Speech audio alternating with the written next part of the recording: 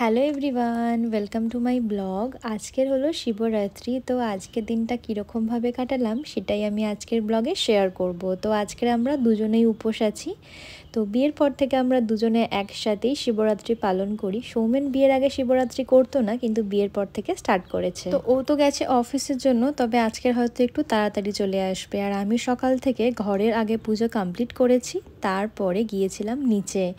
তো তোজোকে নিয়ে সব কিছু করাটা অনেকটাই ডিফিকাল্ট, তাও বাবা ভোলেনাথের কৃপায় সবটাই আমি করতে পেরেছি। আর এগুলো করতে পারলে আমার বেশ মনটা ভালো লাগে। আজকে শাড়ি পরবো বলে শাড়িও ঠিক করে রেখেছিলাম, কিন্তু তোজোকে নিয়ে আর সেটা পসিবল হয়। সকালে স্নান ধান করে সুন্দর করে রেডি হয়ে আমি আগে ঘরের পুজো কমপ্লিট করে তারপরে গিয়েছিলাম নিচে মন্দিরে জল ঢালতে। আর এখানে সবাই সকাল থেকেই জল ঢালতে শুরু করে, কেন কি দুপুর থেকে আর জল ঢালতে দেয় না, তখন শিবকে সুন্দর করে বরের মতো সাজিয়ে দেয়। কেন কি আজকে যেহেতু শিব পার্বতীর বিয়ে হয়েছিল, তো সেই জন্য হচ্ছে শিব ঠাকুর একদম বরের মতো সেজে যায়। আর সন্ধেবেলায় যাবে হচ্ছে পার্বতীকে বিয়ে করতে। তো এখানে রুলস এরকমই। আমি যখন প্রথমবার এসেছিলাম তখন প্রথম বছর শিবরাত্রিতে সকাল থেকে উপোস করেছিলাম। আর জানি যে সৌমেন অফিস থেকে আসলে একসাথে যাব জল ঢালতে সন্ধেবেলায়।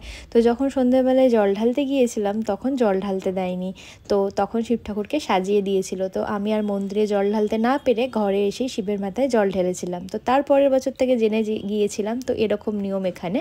তো এই জন্য সকাল সকালই আমি জল ঢেলে আসি।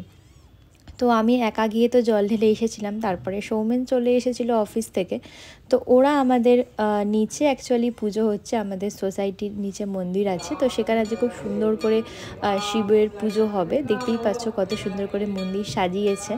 তো ওখানে জিজ্ঞাসা করেছিল যে আমরা কি জল ঢালতে পারবো, বললো যে হ্যাঁ 1 ঘন্টার মধ্যে এসে জল ঢেলে যাও, এরপরে সাজিয়ে দেওয়া হবে। তো তারপরে আমি সৌমেন আবারও একসাথে গিয়ে জল ঢেলেছিলাম। আজকে যতবার ইচ্ছা জল ঢাললে কোনো অসুবিধা নেই। তারপরে আমরা আজকের পুরো দুপুরটা নিচেই ছিলাম। তোজো প্রচণ্ড এনজয় করেছে সবার সাথে। এমনিতে তো রোজ দুপুরবেলা ওর ঘরেই কাটে, তো আজকের একটু ডিফারেন্ট ছিল। এখন আরতি হচ্ছে, ও কিন্তু বসে বসে সুন্দর করে আরতি দেখছে, প্রচণ্ড খুশি।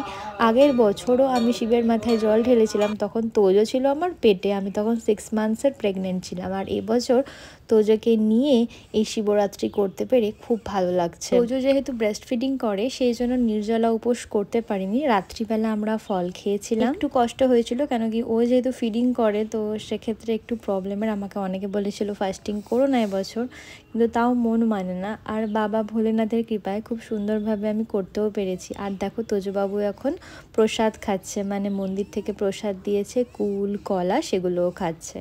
তখন দুপুরবেলায় এতটাই মন্দিরে ভিড় ছিল, শিব ঠাকুরের যে সাজানোটা আমি তোমাদের দেখাতে পারিনি। তাই এখন একটু রাত্রের দিকে, মানে এখন বাজছে 9:30 থেকে 10টা, তো আমি নিচে এসেছিলাম জাস্ট ভিডিও বানানোর জন্য, মানে দেখার জন্য। আর দেখো কত সুন্দর করে এখানে শিব ঠাকুরকে বরের মতো সাজিয়ে দিয়েছে।